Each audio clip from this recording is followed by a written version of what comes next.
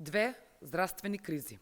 Со водата во Гостивар, труењето на 5000 луѓе и новата криза со епидемија од западно-нилска треска.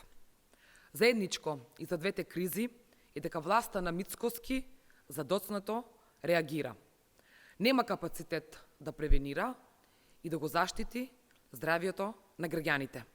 Туку реагира дури откако кризата ќе ескалира. И наместо работа, Мицкоски и Клековски си заминаа на екскурзија, на одмор среде кризи. За Гостивар се уште нема објавено документ. Го нема целиот извештај за водата во Гостивар. Нема кој одобрил, кој потпишал. Нема ниту одговорен. Никој од власта не одговара за пропустите, за каснатите реакции на здравствените институции. Кризата со западно-нилска треска исто така. Нема реакции, нема одговорност. Повторно, за каснатите реакции, пропустите, нема одговорност. Дури и со прскањето на комарците закаснија. Резултатот е дека Македонија е земја во Европа со најмногу случаи по глава на жител.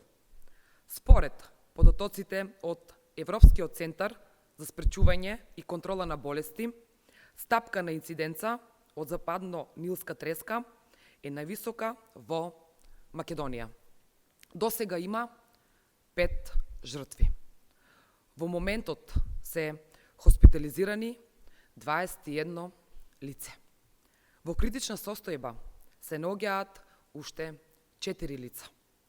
Меѓу хоспитализираните има и едно помладо лице на 25 годишна возраст. Речиси, секојдневно се примаат нови болни. Справување со епидемија не е прскање против комарци и прес конференции. Мора да има силен, системски одговор со сет на мерки и активности. Тоа досега, почитувани, не го видовме. Власта не успеа да се справи со кризата. Видовме тотален распад, институциски колапс и неспособност. Клековски ги затвара базените кои што Мицкоски ги отвараше. Пред некој ден изјави дека вазните на гробиштата се проблем за комарците.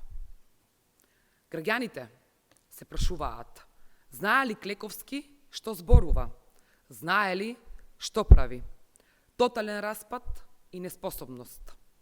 Социјалдемократскиот сојуз на Македонија бара повторно формирање национален оперативен штаб со јасна одговорност, национална ГИЕС карта на епидемијата и ризикот, интензивен надзор, тестирање на комарци за западно-нилски вирус. Доста беа импровизации. Се работи за здравието на луѓето. Се работи за нас, граѓаните. Ви благодарам.